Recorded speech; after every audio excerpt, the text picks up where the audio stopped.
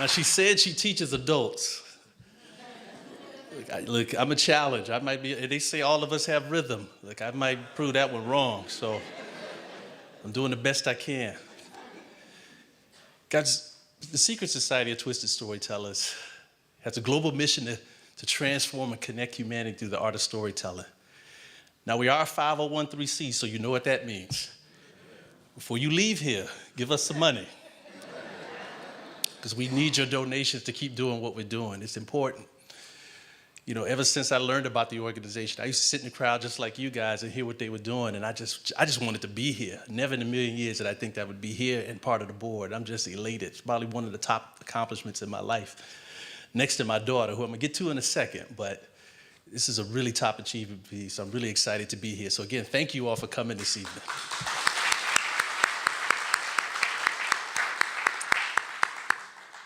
Now let me say this. So I heard earlier we talked about fathers. Now, happy belated Father's Day to everybody. But y'all didn't do a great job.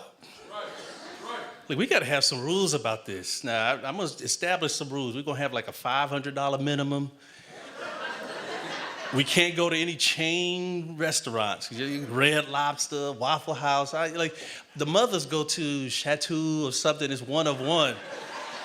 And we get Cheddar Bay biscuits or something. Like a gift card or free fries with purchase. Like, I don't know where this came from. But I talked about my daughter, so I got a quick story I'm gonna tell. So if you heard me here before, I told my story. I'm not telling the story tonight. I lost all my street cred the first time. I'm good. If you want to watch it, go watch it online. Leave me a like. That's plenty for me.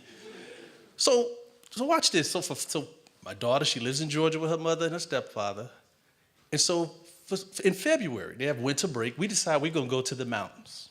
Had a wonderful time. And while we're in the mountain store, mind you, in February, we go into the wine store. Her mother likes adult beverages. That's the term she uses. We have adult beverages. She picks out an adult beverage for her mother for Mother's Day in February. Okay, we kept it at my house. She hid it there as long as she could. Maybe a week before Mother's Day, she got it. Surprised her with it. She said, Mom loved it. In February, she's thinking about her mother. Fast forward, Saturday, this past Saturday.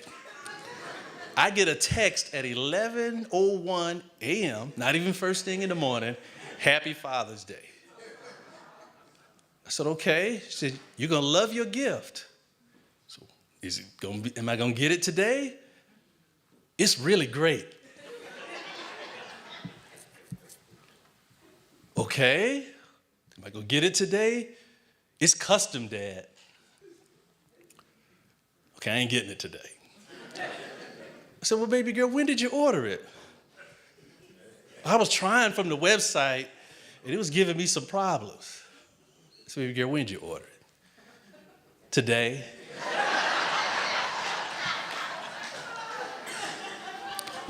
February. See, this is how fathers get treated. And I'm not going to stand for it anymore, so we're going to establish some rules. I'm going to talk after the show. The brotherhood is here. We're going to meet, and we're going to get this corrected.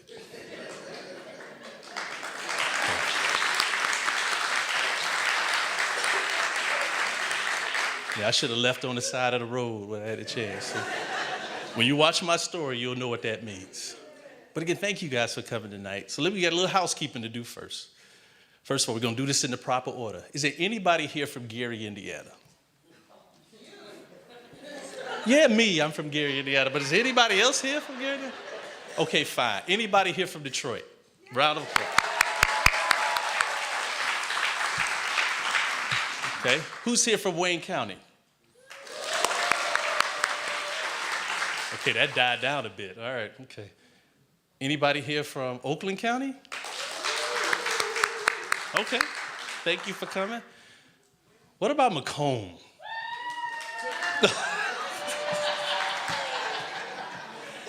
Now, they usually talk about Macomb, and I'm not going to do that tonight. Okay, well, what about Washtenaw? Anybody here from Washtenaw? Oh, God, thank you.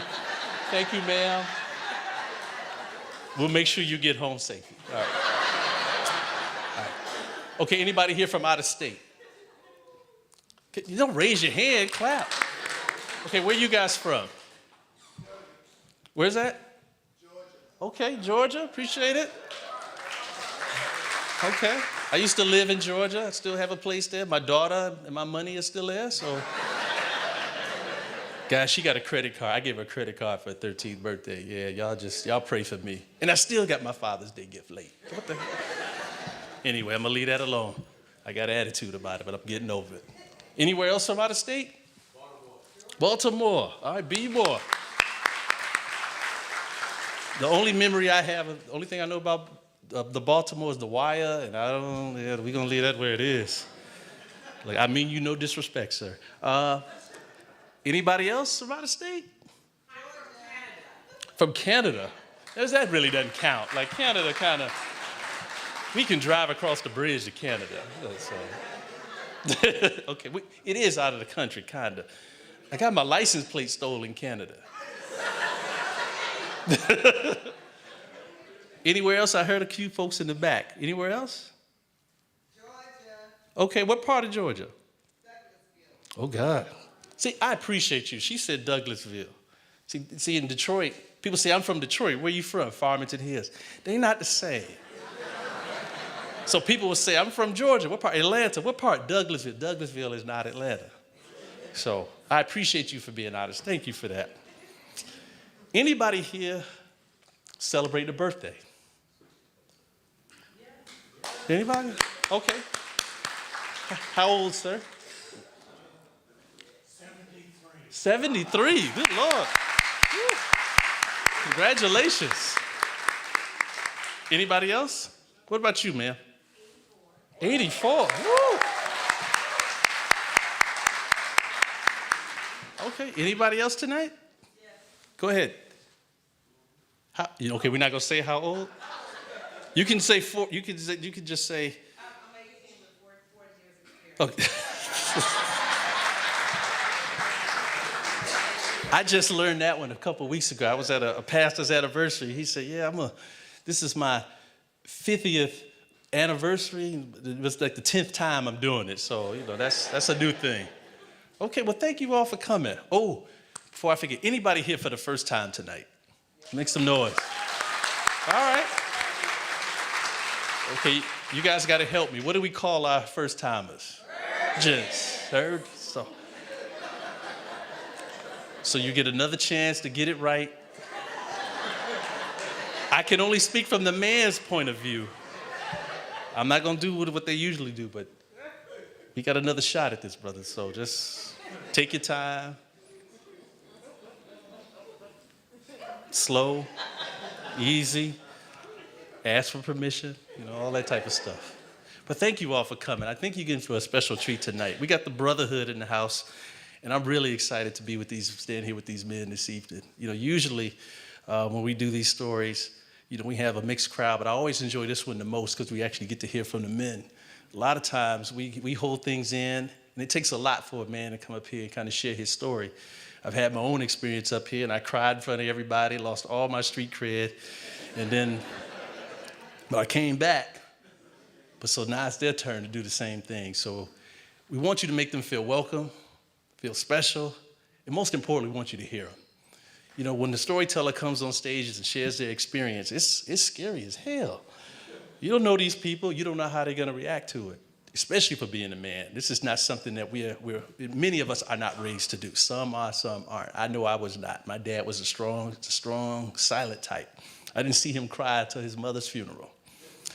And don't awe him. He left here with my kidney. Awe him. Go watch my story, you'll learn. But so the men are going to share their experience with you guys tonight. So what we need from you is to encourage them. When they come on stage, act like y'all let me see, black violin, that seemed to be something that got people excited. I don't know, what do women do? Where do y'all go to scream and yell? What do y'all do? We go to the games, what do y'all do? Divorce part, what do you say, what? Smokey Robinson.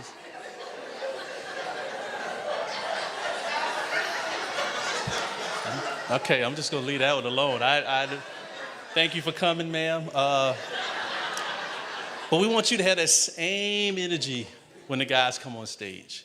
So I'm going to introduce each storyteller by the form of them answering a question. And so that's when they know to come up. And when they come up, what I need you guys to do, really need you guys to do, clap, scream, lose your minds, do whatever you do at the Smokey Robinson concert, and make them feel welcome, and give them your undivided attention. So we always say here, listening is an act of love, and I truly believe that in my heart. You take the time to give people your time and your attention. It's a beautiful thing. And just to hear them and accept them and let them share their story with you. So you guys ready? Yes. You guys with me? Yes. Okay. You guys ready for your first storyteller? Yes. Okay. I see they gave me this paper to read. It's hard to read up here in this light. This is hard work, y'all.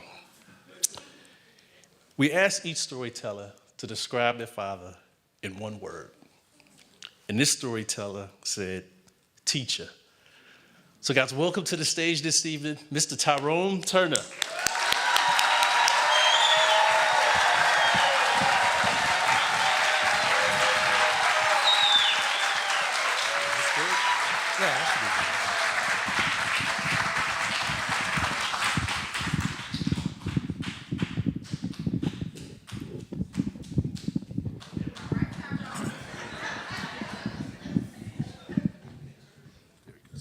Yep. All right. You know, it's funny, I can't see anybody out in the crowd under these lights. But what I'm going to do before I get started, I'm going to give y'all a chance to do that one more time since I got to be the first person. So give it up one more time for Tyrone Turner.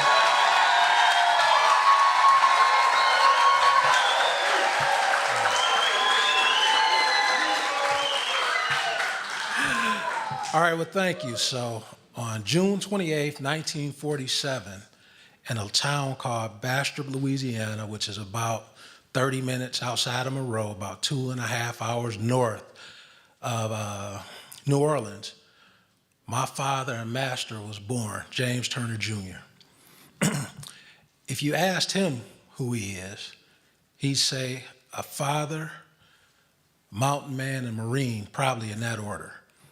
Now, I know you say everybody knows what a father is, what a Marine is, but a mountain man. So a mountain man, and well, first of all, do we got any mountain men in here? Okay, maybe not. I know I got one, because my son is out here, so I know I got at least one in here. But anyway, we come from a people that live off the land. Mountain men are historically resilient, very strong. Some have freakishly strong. We are hunters, fishermen, and usually because we come from a tougher environment, we're pretty wise. So going into the lesson, the first lesson I remember that my master taught me was how to make a bed. I know that's a crazy memory to think about. So I was about 4, maybe 5 years old. So he said, hey, time for you to make your bed. I'm like, okay. He was like, no, you're gonna make it and make it to pass inspection. I'm like, inspection? He was like, yeah, in the Marine Corps, I had to pass an inspection every day when I made my bed, and you're gonna have to do the same. And I'm like, all right. I mean, you know. So he says, I'm gonna show you exactly what to do, now pay attention. I said, okay. Every tuck, every fold, every crease, every pull, as he smooths it out. You're watching, you're paying attention, you're getting it. Yes, I got it. So, all right, you saw all that, you know what to do. Of course, when I said, yep. So he took everything off the bed, and he said, now it's your turn. I made this bed in probably a minute, and I looked over, done. He looked at me and said, do you think that passes inspection? And I said, no. So he said, okay, let's do it again. Take everything off, start over. This time I may have took 2 minutes. He looked at me again, didn't scowl, didn't yell, said, you think that passes inspection? I said, no. He said, okay. So after about 5, 6 more times of this, he says, hey, son, stop, wait a minute. He said, do you remember what I showed you? Yes. Do you understand what to do? Yes. He said, take your time so you can pass inspection. So I make this bed, and as I'm doing it, I'm saying the steps he gave me, and I'm like, okay. So I get done. Before I say I'm done, I look at it. I gave it another little smooth out, make sure everything is tight. And I say, I'm done. He said, congratulations, you passed the inspection. And I said, whew. I said, why would you even want to join any place that would make you want to pass an inspection for making your bed? And he looked at me, he said, well, son, I was 18 and they were going to draft me to go into the Army. They were going to send me to Vietnam. So I said, if I got to go, I'm going to be trained by the best, like my father and my grandfather, who were both wartime Marines. And he makes that distinction, just so you guys know. There are people, he said, hey, I'm a wartime Marine.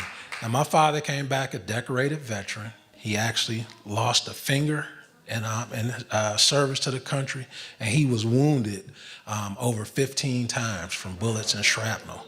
So when he says he's a mountain man, he's for real. He's for real. So I'll go fast forward. This is 1982. I'm 11 years old. Number one brother under me is 8, sister is 2. Father, mother call us to the dinner table and say, hey,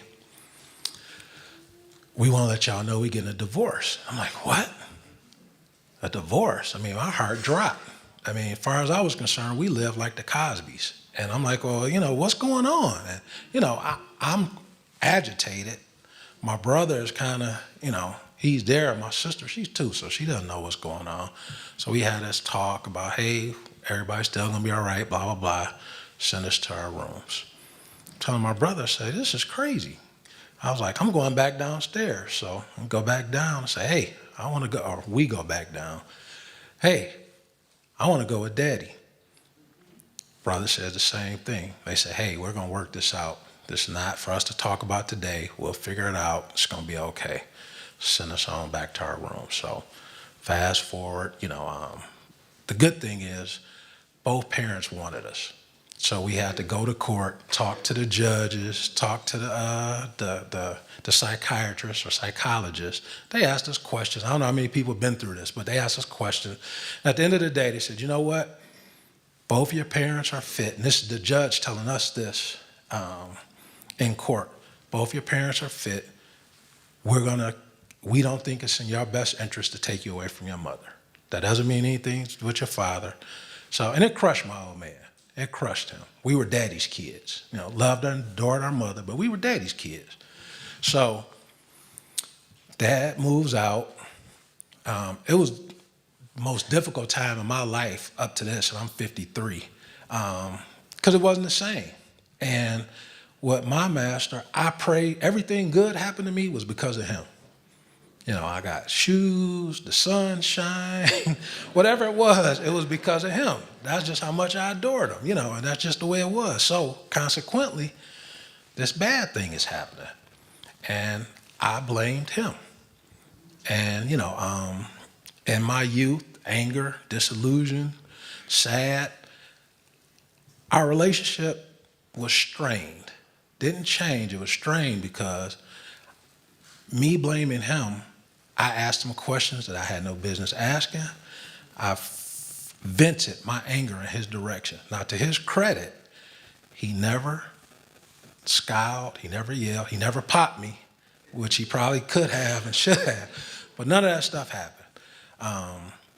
What he did do, he sat me down, he said, listen, son, I understand. He was like, but hey, the saying we got in the Marine Corps is we blaze a path for others to follow. So what you're going to do is face what is, not what you wish it was or what you wish it would be. Fact of the matter is, me and your mom aren't going to be together. That does not change yours and our relationship. I will always be your father. You will always be my son. Now, your job is to blaze a path for your brother and sister. You will be the man of the house. You have to lead and protect. It's not fair, but it is what it is. But he said, but the good thing is, your father, I'm going to be with you every step of the way. You will not be alone. So I talk to my father every day, most of the time twice a day. He gave me books to read. This man quizzed me like nobody's business. And when I didn't have the right answers, well, go back to chapter 2 and read chapter 2 again. Go back to gave me all these scenarios. But what he taught me through this divorce is how to persevere and how to face what's in front of you. And I'll be forever grateful that he and I together got through. It was definitely the most difficult part of my life. I think it'll be in his top 5. You know, him going to war and seeing things nobody should have to see is totally different. But that was a lesson that I learned to persevere and to push forward. Thank you. So now, you know, I'm 13, you know, kind of feeling myself a little bit. And my father was a stickler for how we talked. You know, you will use the King's English in his house. You say something in the wrong context or use the wrong word. Hey, what is that you said? Say that again. What is that? What did that word mean? And, you know, for the youngsters in here, we didn't have Alexa, Google, or Siri back then. I had to go get a dictionary. And my father had 4 of them. He had 4 different versions, and we had an encyclopedia. So I made the dreaded mistake. I used the N-word. And my father said, whoa, hey, what are you doing? First of all, why are you using that word? I'm like, well, I heard it on TV. People use it. He said, what does that word mean? Now, again, never yelled at me, but he was just firm. What does that mean? I gave him some half answer. He's like, go get the dictionaries. Go get the encyclopedia. And I want you to come back when you know what that word means. So, you know, I looked it up and jotted a couple of things down and went back and forth with it. So I finally come and say, hey, here's what it means, so on and so forth. And he said, well, that's part of it. He said, but what you don't have, what those books can't teach you is context. They can't teach you the context of why or what that word really means. He said, I'll tell you in the best example I can give you at this age that you'll understand. That word means less than. Everything is less than. And he started talking to me about history, slavery, and everything else. And he said, is that a word that you think you should use? And I said, absolutely not, and I have not used it since. So,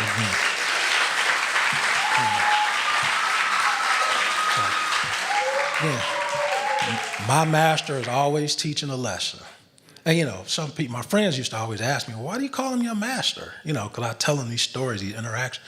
I say, well, I was, you know, and my friends same age, I say, hey, when we go to see Kung Fu movies and Star Wars, it was the master and the apprentice. And he's the master, and I was the dedicated apprentice, because if he said it, I believed it. And I had that much faith and confidence in my father that if he said it, I believed it. Now, mind you, I can't say I was the perfect son. You know, like every other kid, I kind of disobeyed and I got my little lumps. But in general, I was a good kid. So we talked about words matter, right? So one day he comes and gets me after school. He said, hey, all right, have you eaten? I said, no, I haven't eaten yet. He said, let's go grab something to eat. So he takes me over to the Ham Palace. I don't know if anybody's ever been there or if they're even still open, but they used to be on Michigan Avenue. And they had a ham sandwich that was about this big for like $5. Like really 3 or 4 people could eat. And me and him split it. And while we were eating, we're in the car eating, and he said, hey, do you know why people make mistakes? And I'm like, no. You know, this is all the questions and the tones he gave me. I said, not really. He said, hey, because they're not good at math. I was like, well, what does math got to do with somebody making a mistake? He said, what are pros? He said, think about it in math. I said, well, pluses. What are cons, minuses? I said, well, people that aren't necessarily good in math, they don't do the arithmetic. He said, when you're looking at life and making decisions, you should look at pros and cons. And if the cons outweigh the pros, that should tell you you're going the wrong direction. Now he said math can be manipulated, but in general, if you do math the right way, you'll never be wrong. Now, isn't that a great life lesson? Life is math. So again, this is my master teacher. And I didn't realize it at the time, but these are all lessons just preparing me for life. So, got the life is math. So let's fast forward to March 28th, 2002. My son, Tyrone Jr., is born. My father comes down to the hospital. He dotes over his first grandson. And, I think he even asked, is it okay if I kiss him, because we're like, yeah, whatever. So he stayed for a little bit. He said, hey, you mind walking me out? So as I'm walking him out, he said, hey, you know what your job now is, right? I said, yeah, I take care of my family. He's like, yeah, that's part of it. And I say, well, what are you getting at, Pop? Because I got to get back upstairs, so on and so forth. He said, hey, your job now is to take what I've taught you, put that with what you've learned, and make better decisions for TJ. And I say, oh, Pop, you did good. I said, hey, he said, no parent is perfect. He said, I have no disillusions that I was the perfect parent, but I did what every parent is supposed to do, the best that they can. So he said, you take what I learned, what you learned from me, with what you learned, and you make sure my grandson is ready. So we go to, TJ is about 12, and the three of us are having a boys' day out, and we're driving in the car, and he said, hey, grandson, do you know why math is so important? He said, yes, Granddad. He said, well, I want to hear it. He said, because life is math. He said, hey, where'd you learn that from? And he said, Dad taught me. And he said, where do you think your father got it from? He said, he told me you taught him, Granddad. And these are the interactions. So not only taught me, teaches my kids. Now, he's going to be 77 next Friday on the 28th. Thank you. Unfortunately, he couldn't be here. He had some health problems and just went home today. He called me at like 5:15, said, hey, I escaped. I said, escape? He said, yeah, escape captivity. I'm going home. But I want to leave you with these things about my master. Again, he taught me that words matter, and they do. They matter even more now for the young people, because for the young people in here, you can say or do something that will be forever captured on Instagram, X, Twitter, whatever. So words matter. He taught me that life is math. That if you're good at math, if you build a strong foundation in math, you can be successful. Matter of fact, he said that there are millionaires that are illiterate, but you can't be a thousandaire if you can't add and subtract. So let that set in. He taught me that his way was not necessarily the only way, that you take what you know, combine it, take what you've been taught with what you've learned, and make better choices.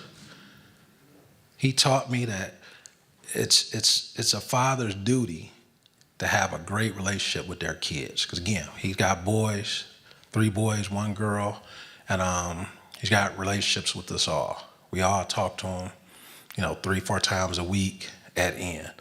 But lastly, I'm honoring my father because he has been the greatest teacher I've had the experience of dealing with. And he's been my teacher for 53 years.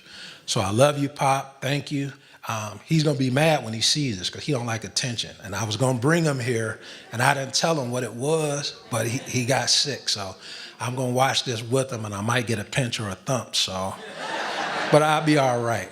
But thank you, everybody.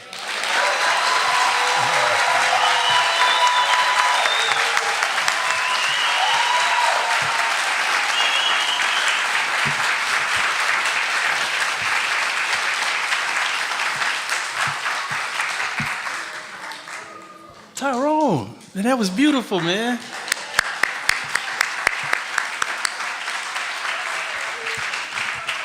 See, Tyrone and I work together. He's a different kind of brother. I have a ton of respect for him. So to hear this side of him, now I get to mess with him at work. So, yeah. Tyrone, thank you for that, man. Really appreciate it. You guys enjoying the show? Okay. All right, we ready for our next storyteller? Okay. Y'all remember what to do? Okay. We asked the next storyteller again, the same question. In one word, describe your father. And his word was strong. Guys, welcome to the stage, Rodney Burris.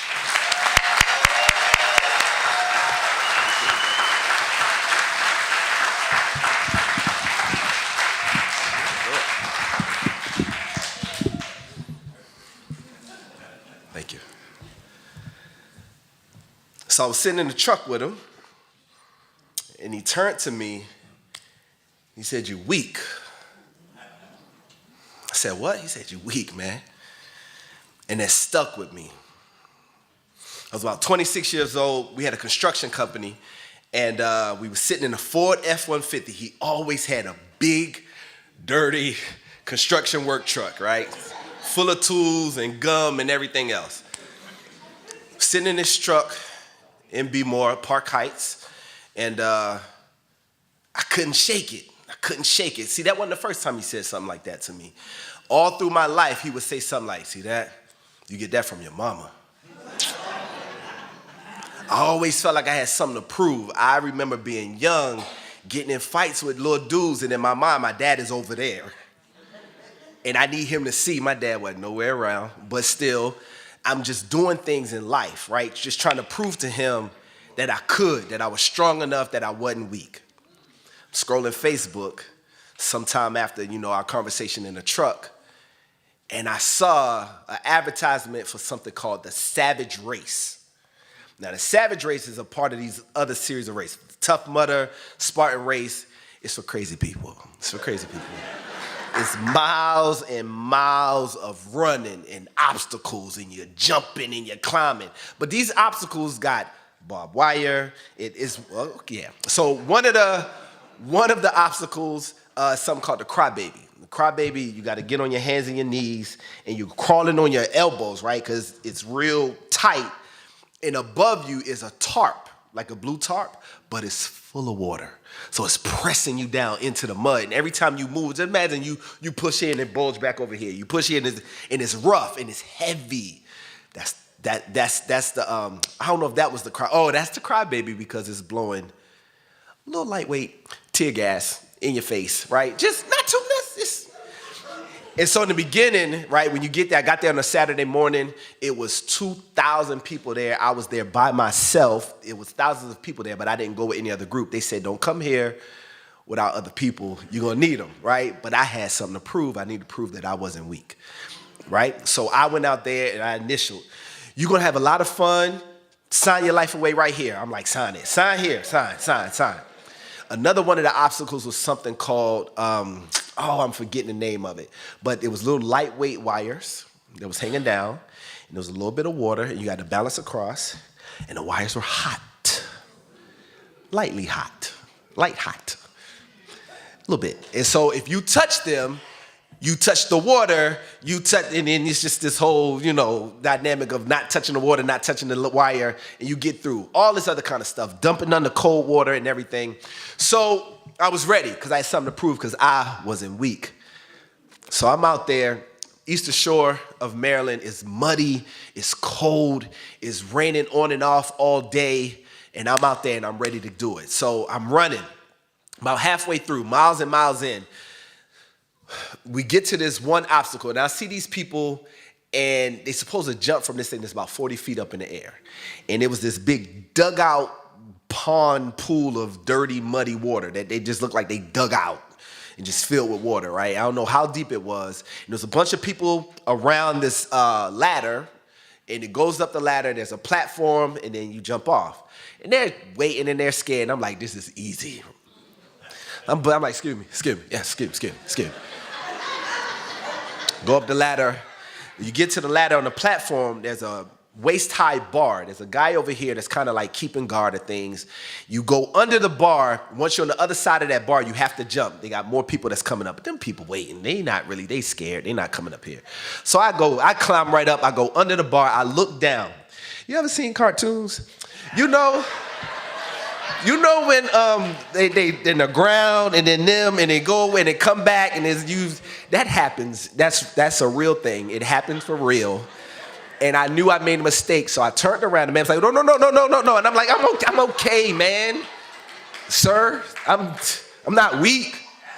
I'm okay, man. I'm just thinking about my jump. So I'm thinking and I'm trying to figure out, and I'm like, I'm going to make all them people get off the ladder. It doesn't, excuse me. I'm going back now. I got to get off of here. So I'm trying to think about this, and as I'm on the other side of it, because I already came over, you can't come back. As I'm on the other side of this bar, and I'm thinking, and my body betrayed me because I was in the air. I didn't mean to jump. I didn't get pushed. He's over. I'm in the air. I'm jumping, and I don't know why. And now I'm falling, and I'm falling, and I'm falling. I'm falling, and who falls this? I'm falling for a long time, and I don't know why I'm falling for so long. And I can swim real good, but I fell for so long that my breathing to get my breath was off, so I had a little tiny bit of air. I'm underwater. I'm like, okay, well, the worst part is over. I'm in here now, so I go to swim. And I'm stroking, and I ain't going nowhere. And I'm like, but I know how to.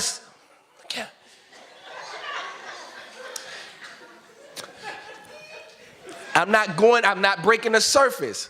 So remember earlier I mentioned barbed wire, right? I had on thin windbreaker pants. One of them ripped, and it was acting like a parachute. It was wide open. So I'm trying to swim, and it's just catching me and pulling me back with my own force. I'm losing breath. I didn't have but so much anyway. But I can swim. I'm good. I'm all right. I'm not all right. I'm not all right. I'm reviewing life happenings, things just the good times, the bad times. I finally break the surface. There's a woman in the water. She has an orange flotation device. She's bringing it over, and she's like, "Sir, do you need this?" And I'm like, "Miss, man. First of all, I'm not weak, miss. People get things twisted, right? You gotta tell them. Hold yourself now. I've been swimming 10 years old. I'm good. That's what I was thinking. My mouth said, I can't swim. She comes over. She give me the flotation. I grab it like it's my grandmama. She pulled me over to the muddy side.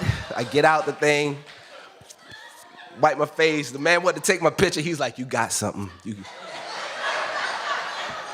Okay, so I go ahead. I keep running. That's only halfway through.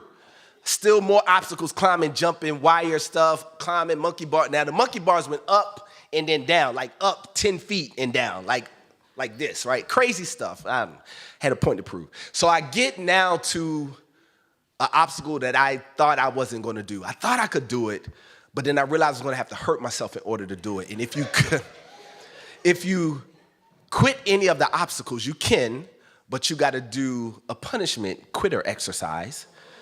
It's called burpees. I don't know if you guys are familiar. You jump on the ground, jump up, hit the ground.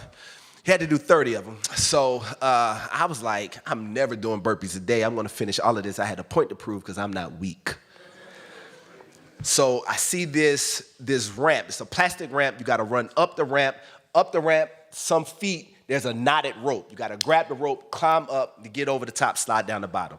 Easy. It wasn't just one ramp. It was like a wall of plastic ramp. So it's a slope, right? Well, it's muddy. It's rainy. I've been in water, jumping. Everything is slippery. I'm seeing people run up over there because I was kind of on the edge, and they sliding down. Shh. I'm like, I got this. I seen this on TV. I can do this. This is easy. So I go. Okay? So I couldn't do it. So then I did it again. Ran, and I planted my foot.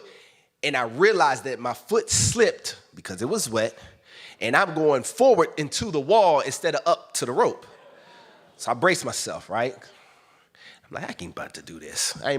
So I go to quit. Well, up at the top is people helping. Don't do this by yourself. Come here with other people. It's a camaraderie spirit out there. It was a whole bunch. It's like a little cheerleader team of little girls out there. Like, come on, guy, we did it.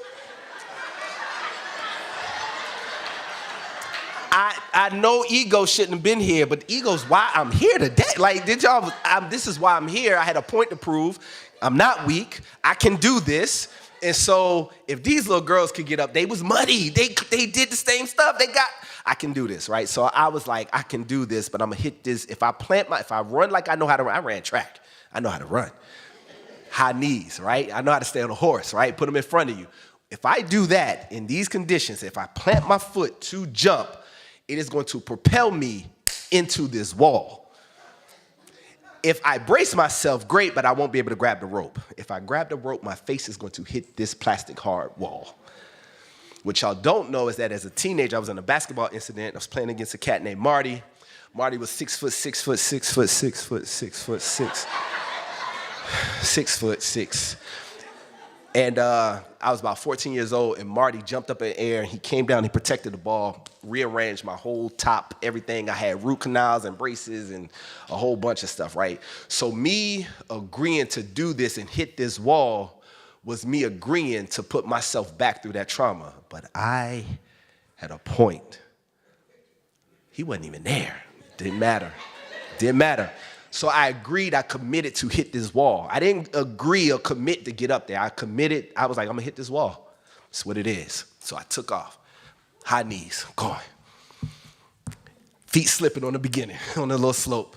I plant, boom. I jump up, put my hands up above my head to grab the rope, but I close my eyes because I know I'm about to hit this impact. Everything's gonna get bright real quick and then nothing. It is what it is, right? And I had the rope. And I grabbed the rope, and I pulled myself up. I went over the top. I couldn't believe it. I could not believe it because I agreed to rearrange my face on that wall. That was the agreement, right? I got over it, a couple more miles to run, had to jump over the fire pit. At the end of it, I was so exhilarated. I let out this roar, this primal, like, I did it. And there was a gentleman who was taking a picture of his family who happened to snap a picture of me. He was like, I got a photo of you, man, at the end. He was like, it's a good, you got to see it. So he sent it to me on my phone. He sent it to me on my phone. I had a point to prove. If you can see, that pants leg is ripped. You see that? All right, so I take this photo because now I got proof. I'm not just dirty, I got proof, Dad. I drive back to B-More, and I'm like, Pop, boom. He's like, what's this? I told him the whole story, and he was like, man, that's amazing, that's something. I was like, yeah, I ain't weak, though. He was like, what you mean? I was like, you said I was weak. We sitting in your truck. He's like, I didn't say that. I was like, Dad, we were sitting in the truck, such and such, having a conversation. He said, son, I never said you was weak. I said you were strong enough to be weak. I said, what?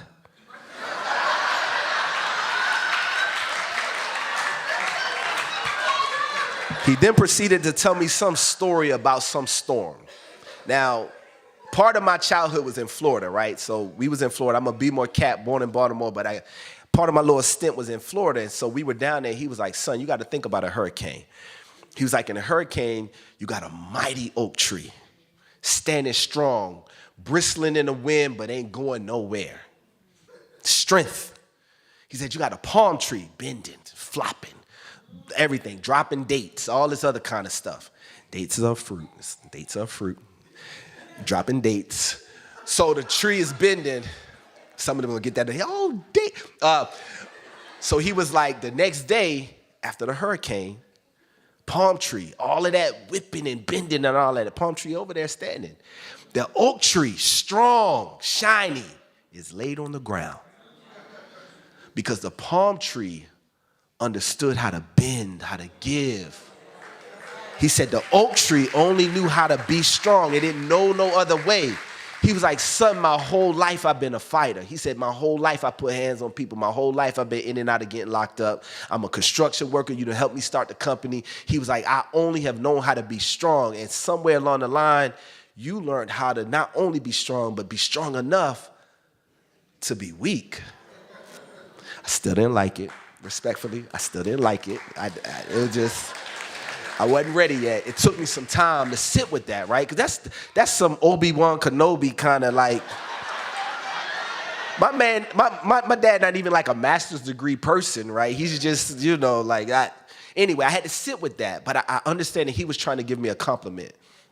Some years later, some buddies of mine, it was like, yo, this Tough Mudder Savage race is coming up. Y'all want to do it? I was like, yeah, I want to do it. I want to do it. That sounds great. I did it with them. I had a blast. It was so much fun. We helping each other. It was very hot this time. We were down in Richmond.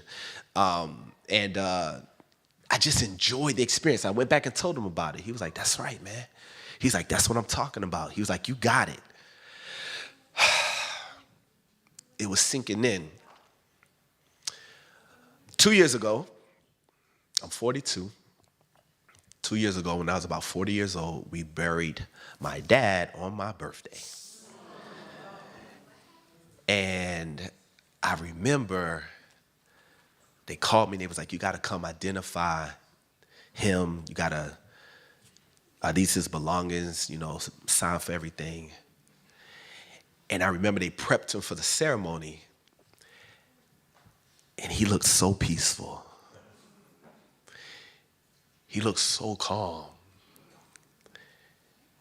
He looked like he had embodied the rest that he had been telling me about this whole time. He wasn't just strong, but he was now embracing this healthy, restful weakness. He looked so fragile, and he looks like he looked so good and comfortable and at peace after a lifetime of struggle. I wanted to take him out of there. I was like, I'm gonna make the 6 o'clock news today. This'll be the day. Because they not finna take my daddy. That's the Florida coming out. They not finna take my daddy. Not with him looking finally at peace. I'll be on the news for this. I let it ride. And I finally, after I called my sisters, I got 2 little sisters, and I told them about this whole thing. I finally understood within myself what he had been trying to tell me probably my whole life, all of them fights I had been in and all that other stuff that I had been a part of. And I've done pretty well in life, and I'm appreciative of it all. But he had been trying to tell me probably my whole life that I wasn't just weak, but that I had a strength that he didn't have, that I was strong enough to be weak. Allow me to honor my father. My name is Rodney C. Burris. Thank you guys so much.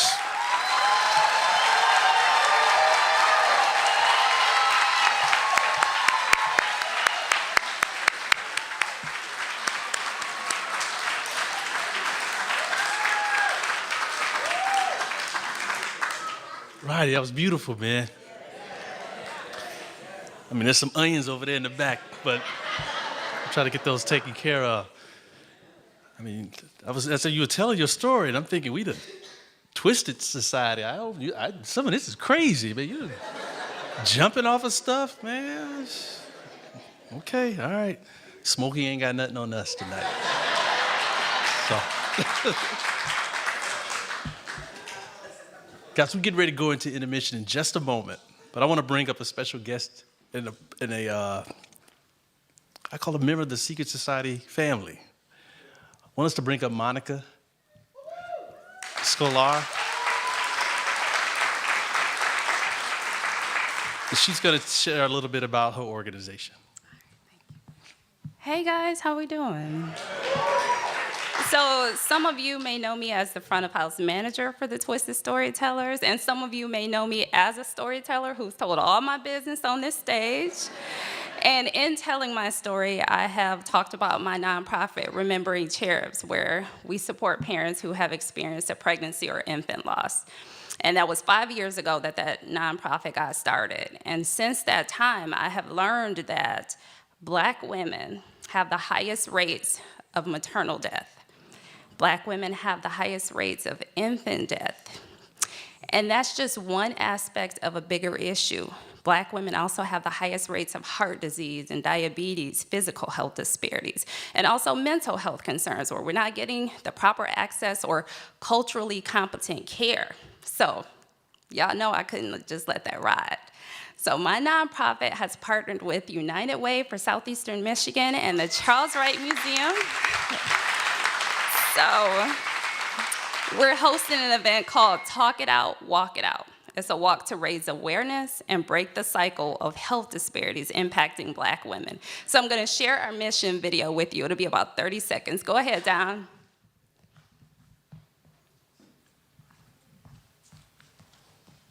In the United States, Black women experience issues like maternal death, heart disease, and mental health concerns at higher rates than women of other races. That's why Remembering Cherubs and the Wright Museum proudly present Talk It Out, Walk It Out, a walk to raise awareness and break the cycle of health disparities impacting Black women. There will be storytelling, expert speakers, and a community gathering with health screenings and vendors offering workshops, services, and more. Join us to raise awareness and break the cycle. So it's gonna be, thank you. So it's gonna be on Sunday, August 4th. So I just invite you guys to come out, just make your presence be known. We are looking for sponsors. So, he's affiliated with DTE over here. So sometimes you just gotta shoot your shot in front of God's people. I know you don't want to disappoint God's people, so we're just going to put that bug in there. But we're also looking for volunteers, so people to help get people registered and welcome walkers to the finish line. Now, this is not a 5K. We not running. We just going to walk around the museum to raise awareness and come on back. We're not sweating our hair out. So when we get back, there's going to be a community gathering sponsored by the Detroit Health Department. We're giving away free health screenings. We're giving away free therapy by certified Black female therapists. And we're also going to have music and food. And we got to have shopping, so there's going to be vendors. So just please come out. If you're interested in being a volunteer, I've got a sign-up sheet. But get registered, and it's free. All you have to do is spend your time. Just your presence says that Black women matter, Black women are important, and they deserve to be healthy. So please come join us, and thank you for listening. So with that said, we got about 10 minutes for intermission, and then we've got a great second half. So go stretch your legs, and then come on back. So thank you.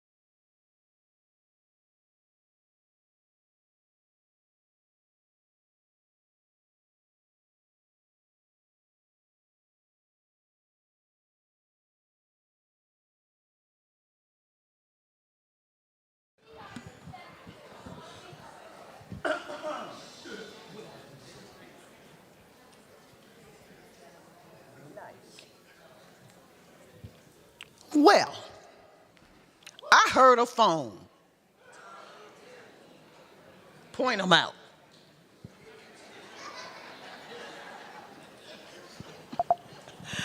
How did we do on our first half, ladies and gentlemen?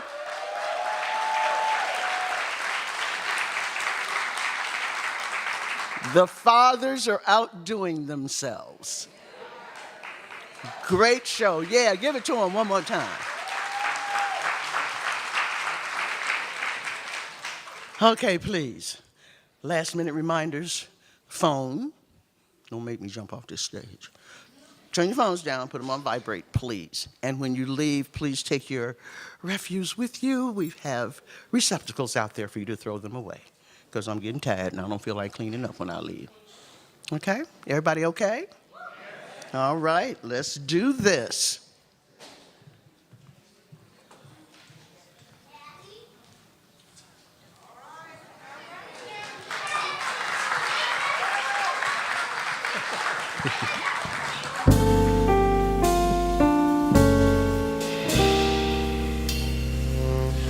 In your quiet moments alone, where do thoughts roam?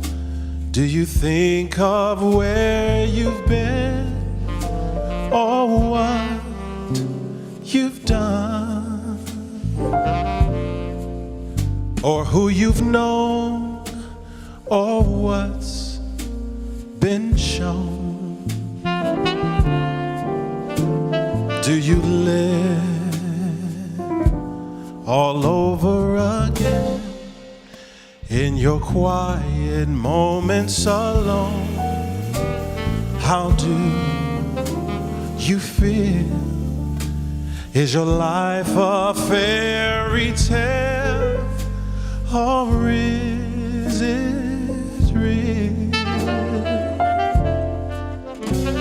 Do you hide or run away? Do you not have much to say? Do you love yourself? You should love yourself.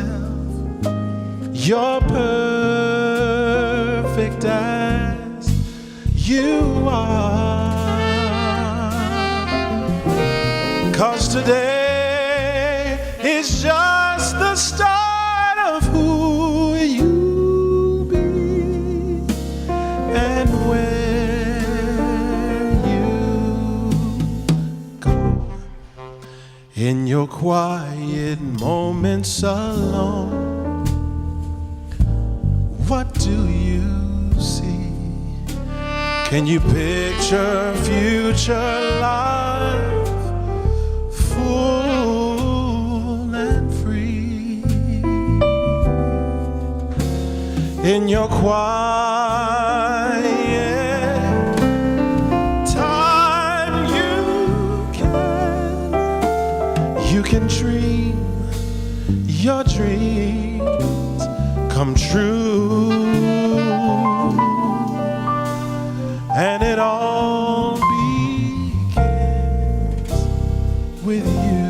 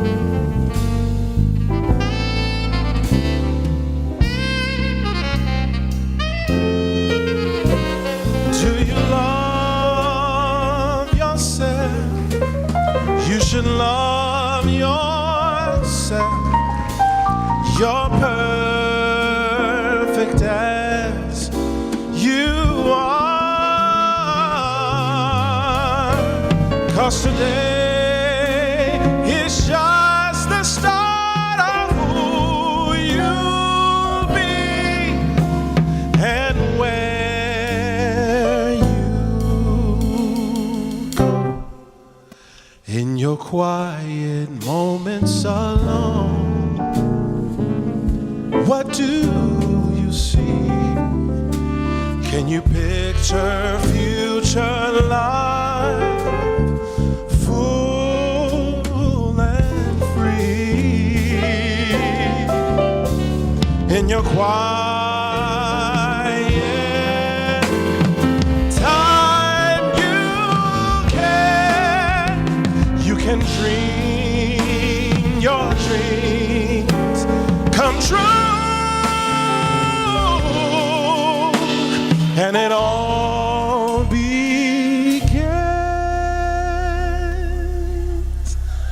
with you.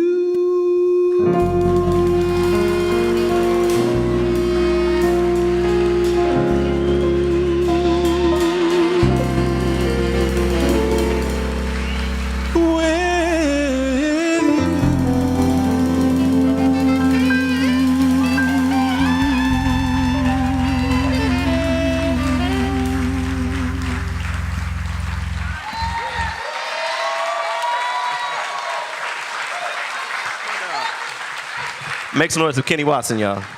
Man. So, this is a twisted story, I suppose. So I wrote that song, hello, kids. I suppose it is Father's Day, and my children are here, so. I've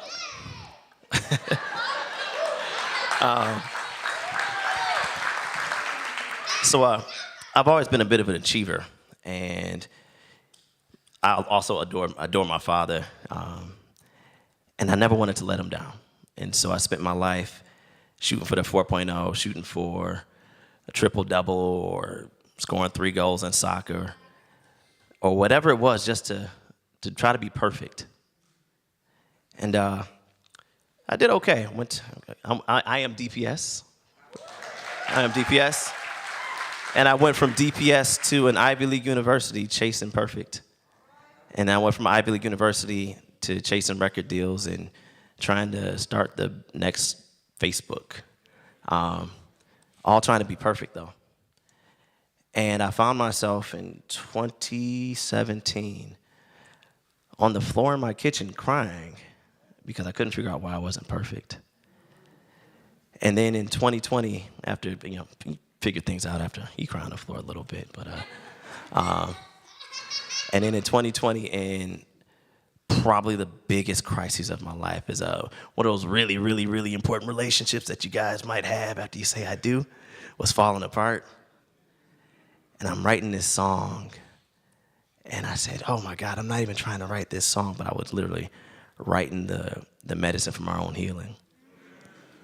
And so my brother Kenny helped bring life to that song, and but yeah, that song is called Quiet Moments Alone. It is coming out this summer. Yeah, crazy. But every once in a while I still struggle with trying to chase perfect, but I got these 3 perfect little people who help me remember that my imperfections have a whole lot of value too. So thank you guys.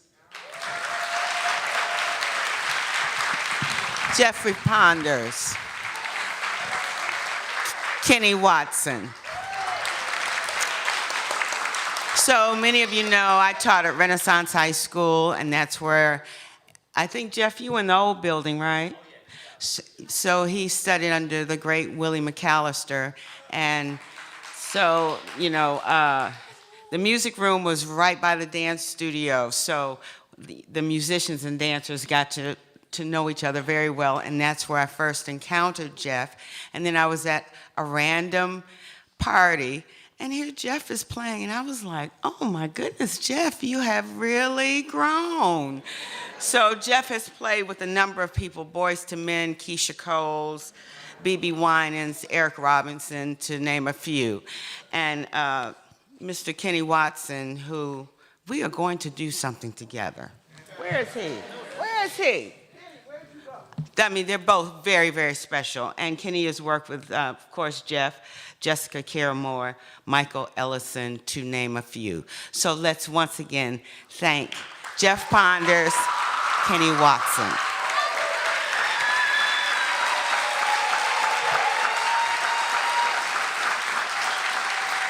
And come back to the stage. We're welcoming you for the second act. Why are you creeping out here? And we're going to continue with our show. Thank you so much. Man, I always wanted to be able to sing like that. Good Lord, I got turned on. Like, man, look. See, some talent is evident, so like theirs, I mean, you just can't deny it. I had to figure mine out. So I'm still trying to figure mine out, but I'll get there one day. But as they were playing, I was thinking about, man, this is beautiful. And, my daughter, she's into the performing arts. That's her thing. Like, so her dad's an accountant, her mother's a project manager, and she's into the arts. We don't know what the hell happened. And she's real good. Like, she in the first grade, she went to her parent-teachers conference, and we're meeting with her teachers, and then they give them a time where they can talk. This is something new they're doing now. It used to be you just came in and sat down, and they talked about you, and y'all just left. But now they let the kids speak. So they turned to her and said, first grade, like, what do you just talk about your work. And she said, I want to push myself to do more. And, I think I'm going to try out for the school play. And me and her mother looked at her like, where'd she get this from? And we couldn't figure it out. And then she tried out for the school play. First play, it was a Charlie Brown play. And she got the role of Violet.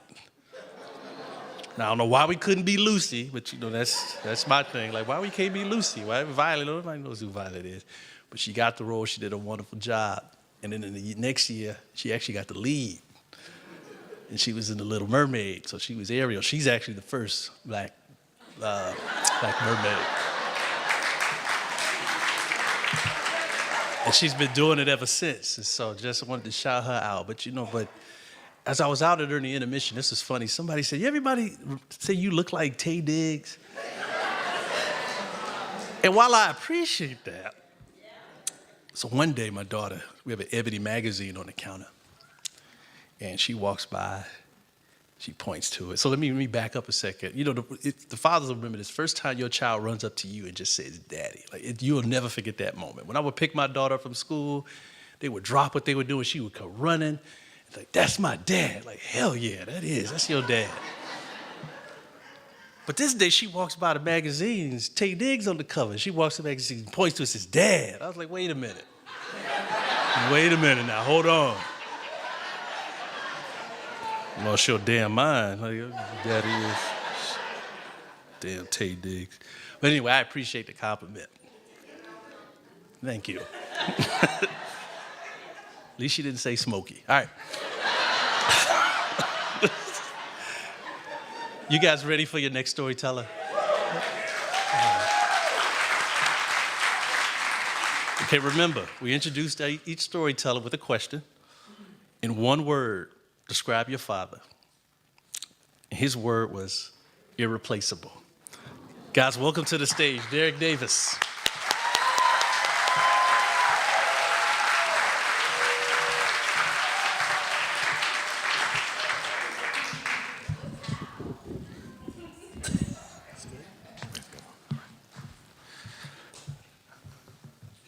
I feel a little,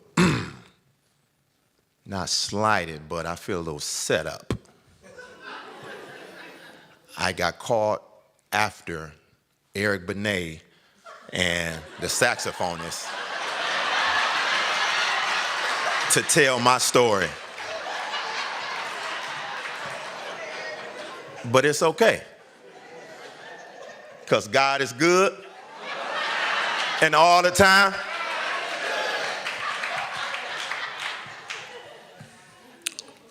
It was February the 3rd, 2011. I arrived at Henry Ford Hospital on West Grand Boulevard.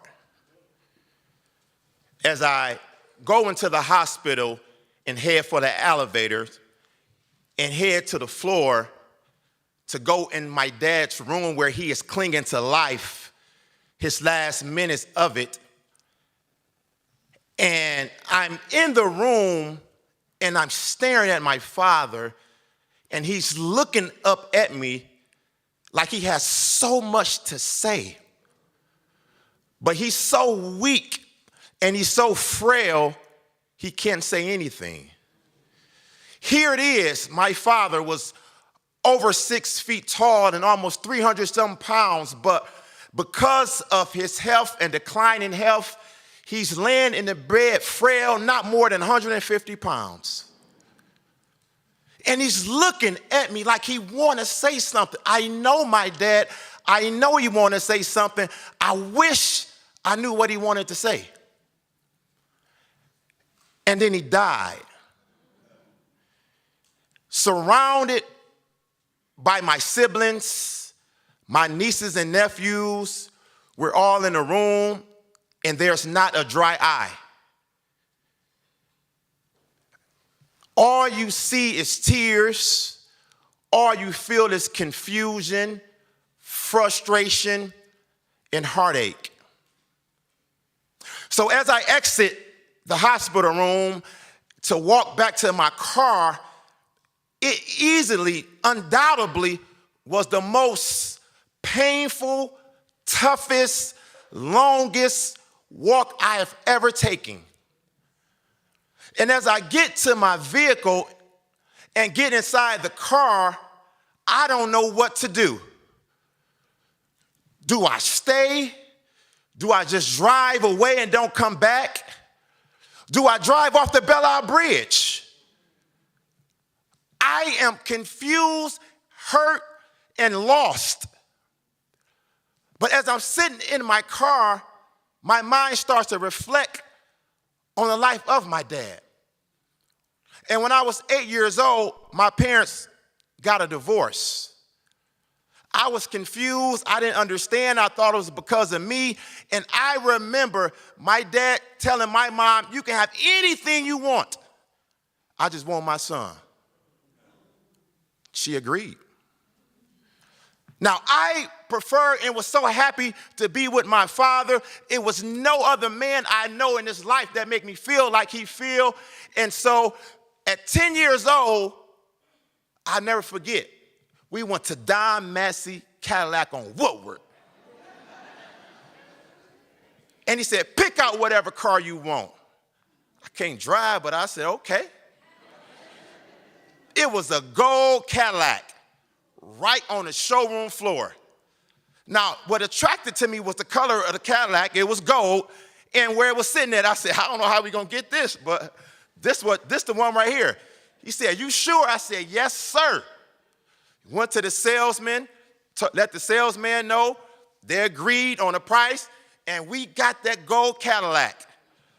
He got the keys. I said, I don't know how we're going to get out of here. And then all of a sudden, the showroom window started dropping down.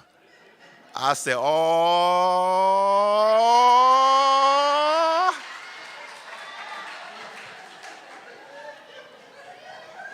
So we drive off the showroom floor in that gold Cadillac, and the first place we went, I'll never forget this neither, was Young's Barbecue on 94 and Mount Elliott.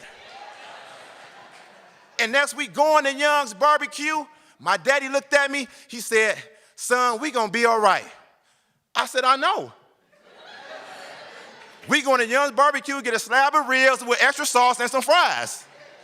Because that's what we ordered when we went to Young's Barbecue.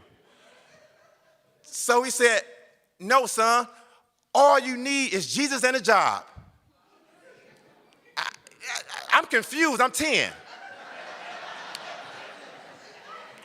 You just start teaching me about this Jesus, and you got a job, so I guess, okay, all right, we'll be all right. And so it's not till I got older and mature I really fully understood what he was talking about at that time. But my dad had so many different sayings that stuck with me but didn't get to start sticking with me till I experienced them myself in life. One thing he used to always say is, "Son, The same things make you laugh are the same things make you cry. This is impossible. You telling a 13-year-old the same thing make him laugh, make you cry. Because Dad, the stuff me and my friends laugh about in school, I don't think we're going to cry about that same stuff. But I didn't understand it. But I knew it had to make sense because my dad was telling me it. So it didn't hit me. And when it hit me like a Mike Tyson punch or something. Every time before my dad passing, when his name was brought up, I would laugh, I would smile, I would get so excited because you're talking about my dad. But when my dad passed, and then his name started to be brought up, or memories started to jog, and they talking about how he used to be and things he used to do, then I got sad. Then I didn't feel so good. Then that same laughter that I had when he was here turns into tears now that he's gone. And then it hit me. The same things that make you laugh are the same things that can make you cry.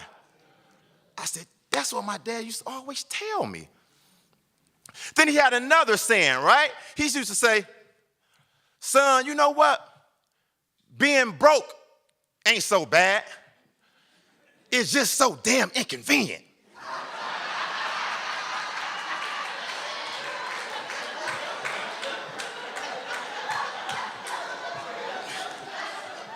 Once again, I don't know what you're talking about, old man. Like, we drive a Cadillac, we live in a good, I don't know what you're talking about. And so it was not till I got older, once again, and those same words my dad used to always tell me finally hit me and finally made all the sense in the world. So I had just got a nice apartment in Ypsilanti, and I was feeling good about myself. And not too long after I got in my apartment, I lost a portion of my income. But I was able to keep my apartment. But that's all I was able to keep.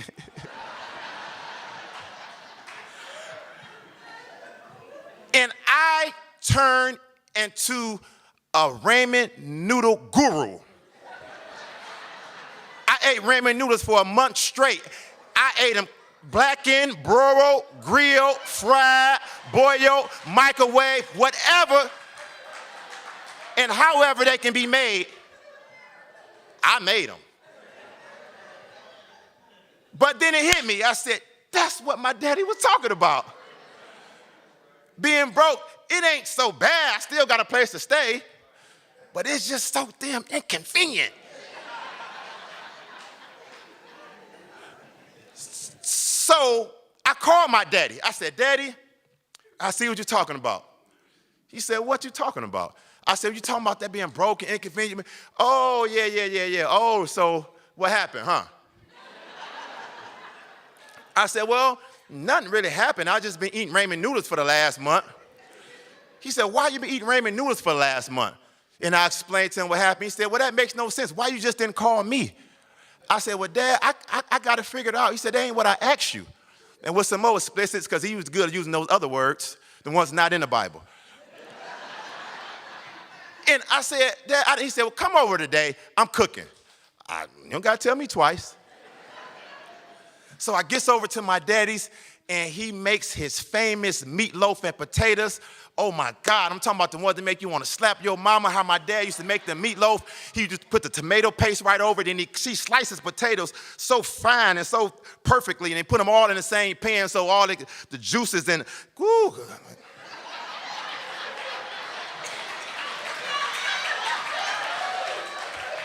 Had a moment.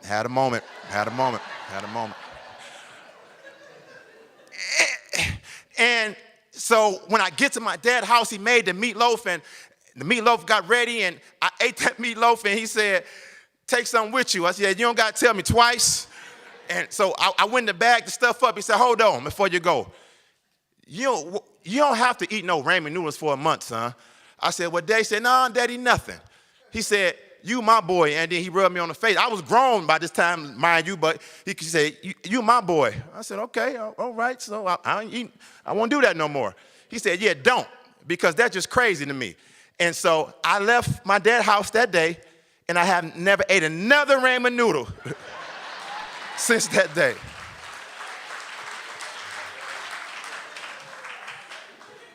And one thing about my dad, I'm standing here today, honored I get a chance to honor my father because he helped me to be a better man. He helped me to understand the point and purpose of being a man, of manhood, and let me know that it's okay to cry. It's okay to show that you love someone. It's okay to tell your sons that you love them.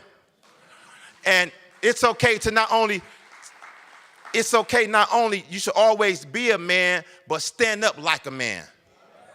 And so I am glad today that I'll get an opportunity to honor my father, Walter E. Cheeks, who was the ultimate man, who was the ultimate provider, who was the ultimate protector, who was the ultimate comedian, who was the ultimate cusser, who was the ultimate storyteller, who was the ultimate role model, who was the ultimate father.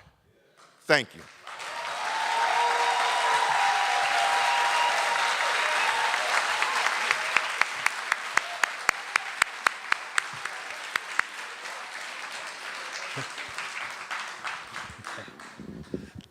Thank you. Derrick Davis, guys, one more time.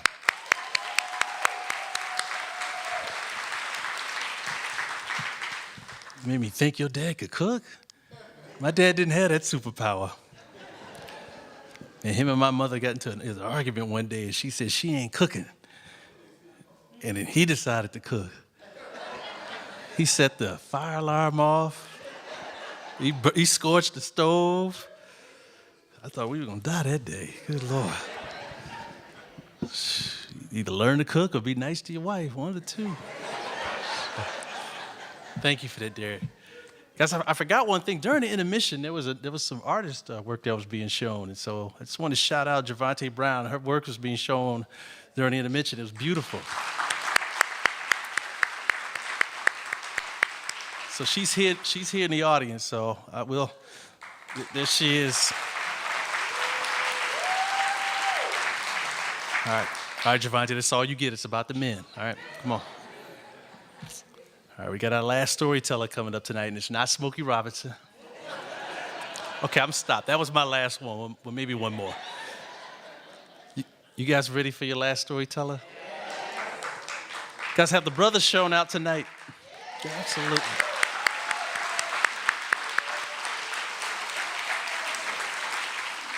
Y'all remember this Father's Day next year now. Look, no Red Lobster. All right. $500 minimum. All right. We asked this last storyteller to describe his dad in one word. His word was provider. Guys, welcome George Etheridge to the stage.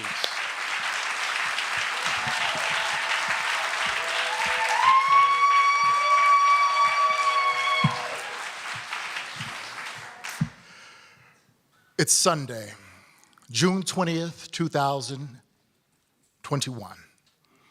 Here in Detroit, Michigan, we are 15 months into the COVID-19 global pandemic.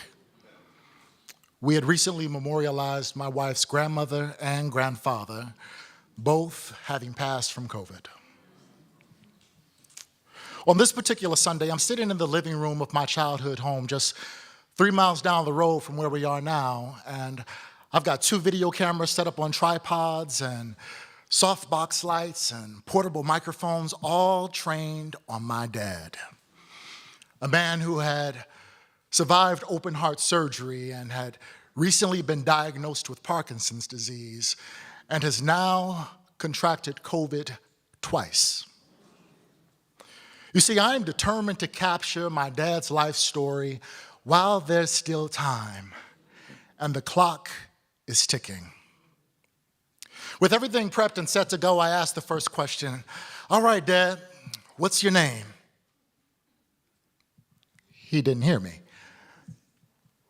Despite being on 15 different kinds of medication and walking with a cane and having had cataract surgery and open heart surgery and battling debilitating anxiety and arthritis and depression and Parkinson's, he refused to get a hearing aid because he thought it would make him look old. So I asked the question again, this time a little louder. Dad, what is your name? And he says in a clear, heavily accented Southern voice, punctuated by the fact that he was not wearing his dentures, my name is Leroy Etheridge. Now, I'm a Northern boy, Detroit born and raised, and I cannot do my father's voice justice. But I will tell you, when I was a kid, I got into a whole lot of fights because the other kids on the block always said my dad sounded like Elmer Fudd. Question number 2, when were you born? He answers, I was born January 16th, 1944. All right, question number 3, where were you born? On a train? On a what? He says, I was born on a train between New York and Columbia, South Carolina. Now, he's got me hooked at this point. I'm like, okay, I'm 39 years old at the time of this interview, and I've never heard this story before. Tell me more. He says, my father, your grandfather, George, who you were named for, was a red cap for the train company, and sometimes he'd bring his family on trips with him, and this time he brought his very pregnant wife, Sarah, who gave birth to me in the segregated color car of the Silver Meter train. I'm like, wow, Dad, was there like a doctor on the train, a nurse, a midwife, or did Grandma Sarah just have you in the middle of the aisle? He said, I don't know, but what I do know is when we rode into the next station in Greensboro, North Carolina, they transferred us to the nearest colored hospital 3 hours away. Again, I'm hooked. I'm like, wow, Dad, so tell me, what was it like growing up in the South? And with a look of reflection and horror in his eyes, he says, the South, that's no place you want it to be. Most racist place on earth. Now, I'm expecting my dad to go into some Tales of Huckleberry Finn type stories, but instead we're sitting there in this weighty silence, and I'm like, okay, next question, I guess. So, Granddad was a red cap. What did Grandma Sarah do for a living? He says, your grandmother was a cook in the governor's mansion in Columbia, South Carolina. I'm like, wow. And then he hits me with not just any governor, the KKK card-carrying member Strom Thurmond. I'm like, at this time, I'm imagining my grandmother in a white apron and headscarf looking like a character from Gone with the Wind.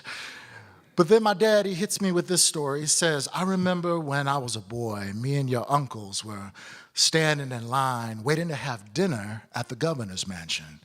You know, once a year, they'd open up the doors to the community, black, white, didn't matter. And we're standing in line, and your grandmother was a cook there, and she told us to come on down and get something to eat because she was not cooking a second meal when she got home.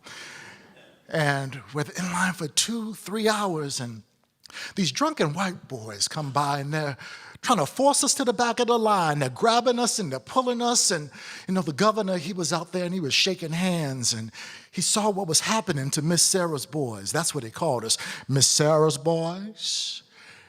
And he grabbed those crackers by the ear, put foot to butt, and dragged them to the back of the line. I'm like, wow, Dad, this is what, the 40s, 50s? Weren't you scared they was gonna string you up? My dad looked at me and said, I ain't never been scared of a fight.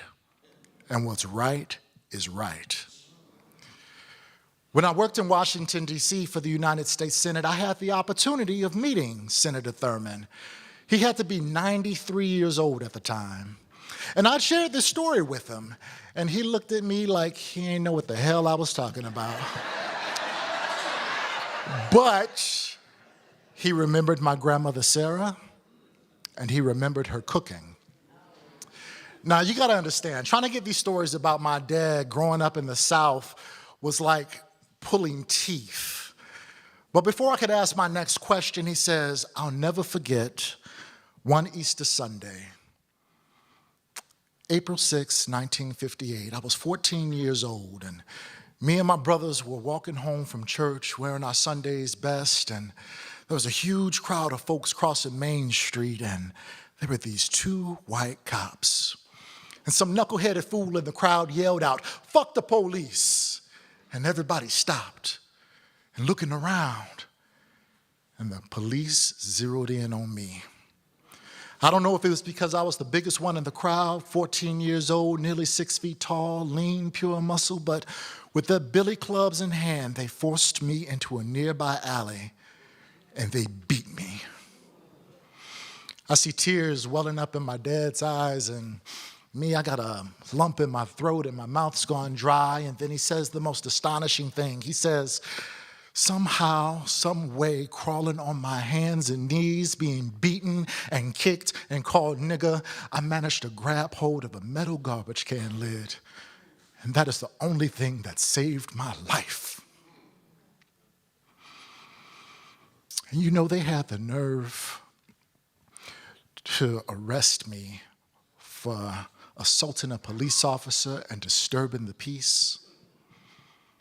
Tears are stinging my eyes, and I am pissed. And I'm like, did someone come and help you, or did they just leave you there? And he says, no, but you know, not all white folks are bad. There was this one police officer, everybody called him Mustache Slim. And my brothers ran off to find him, and by the time they came back and pulled those white cops off of me, they said I was barely recognizable. Scared the hell out of my mama. And then my dad says, you know, when George Floyd happened, all I can think is that could have been me. I'm like, what happened next? Says, well, the next day was my arraignment. I'll never forget, I was before Judge Wright, and I remember him sitting up there on that bench looking down at me and said, boy, don't you know you can't go around here whooping on white police officers? You need to be out here whipping on other niggas. Instead of sentencing my father to 6 months in the Richland County Correctional Home for Boys, he sentenced him to 3 days. Unfortunately, due to the racist laws of the South, with that 3 days on my dad's record, he was unable to re-enroll in school. I'd asked him about this, and he said, I really wanted to go back to school. By my dad standing up to defend himself, he was limited to an 8th grade education. Or so the racist South thought. Loophole, don't knock trade schools. My father proudly said I was certified in the culinary arts at the Richland Wright Vocational School in Columbia, South Carolina.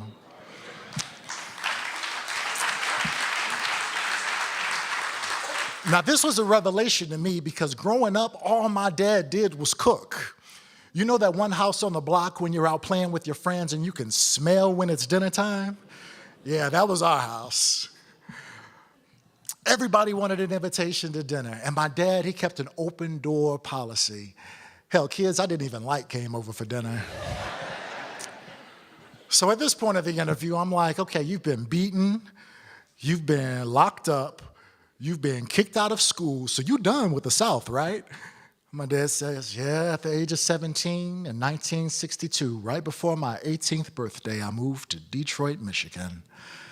I'm like, all right, so when you first moved to Detroit, what neighborhood did you want to live in? He says, dreamy-eyed, University District. I always loved that neighborhood. Now, my dad, he was a huge Motown fan. Part of the reason he moved to Detroit, couldn't sing a lick, but he always wanted to be where the stars were. You had David Ruffin on Parkside, you had Gladys Knight on LaSalle and Martin Park, and he even became really good friends with Jackie Wilson. Sorry, not Smokey Robinson. But unfortunately, my father's resources did not match his aspirations. So I'd asked him, you know, what kind of work did you do? And he said, like most folks, I came up north and got hired in with GM, building engine blocks. I'm like, that's it. That's what got us to the middle class. But Dad, I have no recollection of you ever working for General Motors. He says, before you were born, I had taken a family trip down to South Carolina and came back to Detroit and no job. I'd stayed away one day too long and got fired. They told me they'd hire me back, but I'd have to start all over again, and I wasn't doing that. You know, growing up, I'd always wondered why we weren't an automotive middle-class family. Now I knew. So now, like with every other longtime Detroiter, I had to ask my dad about 1967. Being a lifelong Detroiter myself, I have a natural curiosity about where folks were during the start of the rebellion. My dad says, 1967, I was living in an apartment at Linwood and Gladstone. Yeah, I was there with my first wife, Ophelia, and your older brother. Now, you know, in the 60s, I was very active. I was a member of the Black Panther Party and the Shrine of the Black Madonna. And early in the 60s, I even studied with Malcolm X at Mosque No. 1 on Linwood. I'm looking at my dad like, who are you? And then he says, you know, I remember the tanks rolling down the streets. And I remember hearing the National Guard on the loudspeaker saying, stay away from the windows and the doors. Keep your lights off. And I went into the kitchen. I just put your brother down for the night, and I was getting a beer from the refrigerator. And as soon as that refrigerator light popped on, a bullet came smashing through the window right above my head. And Ophelia came running out, turning on lights to see what's going on, and a second bullet came through that window and hit the wall. Hell, Ophelia, she was done. She couldn't take the North, and me, I refused to go back to the South.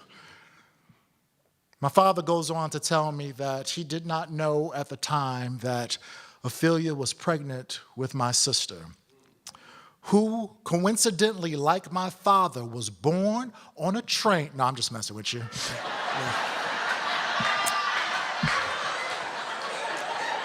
So that relationship didn't last. The next question I asked was, when did you move into your current house? He says, in 1977, right after your brother was born. I was on my second marriage to Yolanda Emerson. You know, the apartment complex had a rule against too many kids. I'm like, so what was this neighborhood like when you first moved here? College Park? Oh, George, it was beautiful. We were one of 3 black families on the block. You had us. I was working at Sinai Hospital as a dietary nutritionist. Right next door, you had Ben Bailey, who was one of the few black engineers at Ford Motor Company. And at the corner, you had Mr. Gilchrist. Yeah, that one, the grandfather of our lieutenant governor. Within 2 months of us moving in, every other house had a U-Haul truck out front. So at this point of the interview, I'm helping my dad up. We've been going at it for a while, taking a bathroom break. And in the hallway, there's a framed copy of Yolanda's obituary. And I'd ask my dad, Dad, what happened to Yolanda? He says, you know, she got sick with a rare form of cancer. And from the time she was diagnosed to the time she passed, it was only 3 months. So here you have my dad with 2 boys under the age of 5, grieving the loss of his second wife. At this point, I'm sniffling, I'm snotting. I'm like, you need a tissue?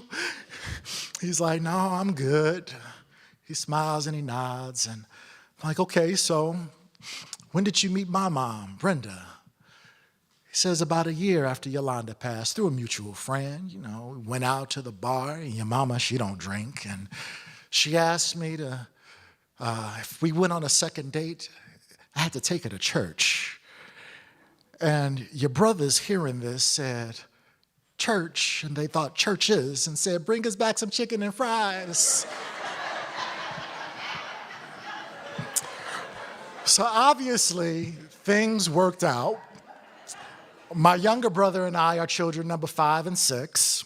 And my mother will attest that after 42 years of marriage, my father was a provider, and she never had to cook a meal if she didn't want to.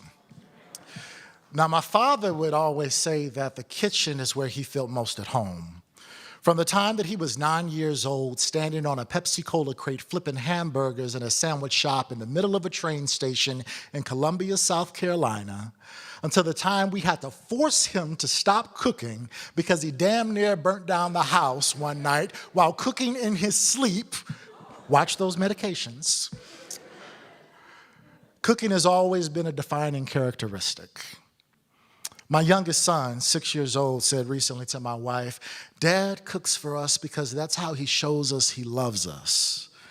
And I like to think that I inherited that from my father, who inherited that from his mother. 15 days before my dad passed, my wife and I moved him and my mother into our new family home in University District.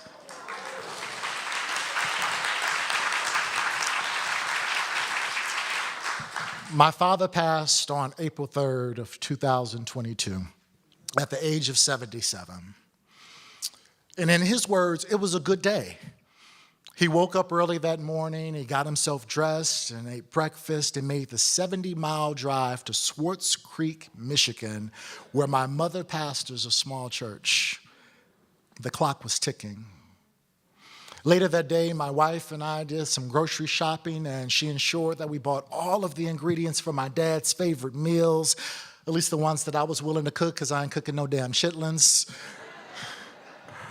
I made the mistake of buying a sweet bottle of wine that my wife couldn't stand, but when I poured a glass for my dad, he took a sip and said, "This is good. I don't know what she's talking about." And he leaned back in his lazy boy recliner and kicked up his feet, and the clock was ticking. About 4:30 that afternoon, my father began to complain about chest pains, and I can hear him upstairs arguing with my mom, and I'm thinking, oh, Lord, here we go again. It's time for his daily panic attack because, he's dealing with that severe anxiety, and the clock was ticking. And then I hear my mother calling for help because my father was unconscious and unresponsive.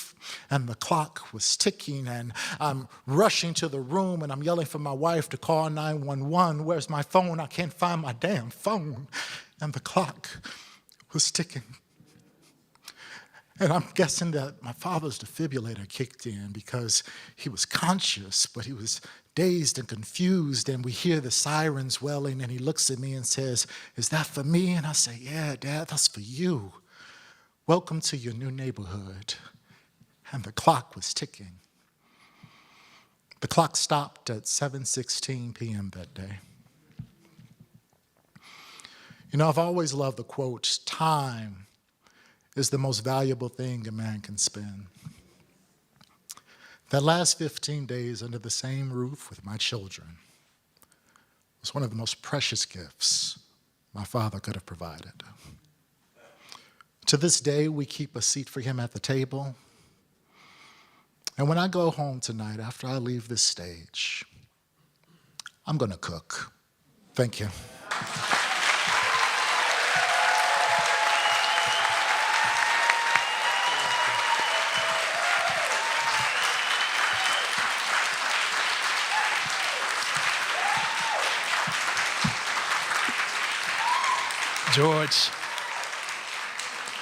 George, thank you. Just thank you. Guys, I'm asking my storytellers to come back on stage. So Tyrone, Derrick, Rodney, George.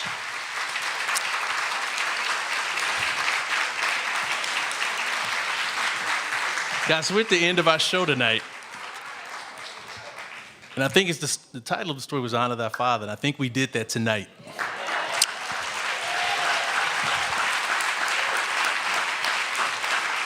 And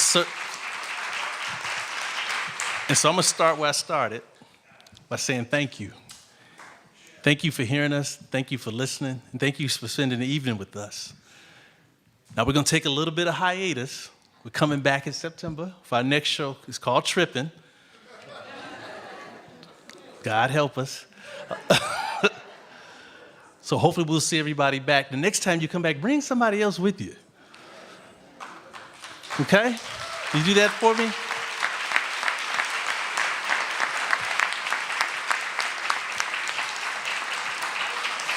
All right, guys, one more thing, one more request to you guys. Can we give it up one more time for our storytellers? Tyrone Turner,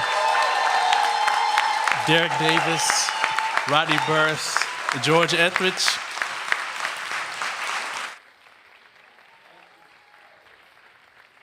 All right, guys, that's the end of our show. Thank you. You all have a good night. We'll see you next time.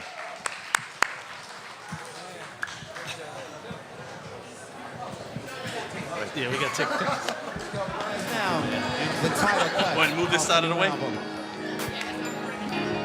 This is a feel-good song meant to bring people together, you know? So here we go. Colors of Love.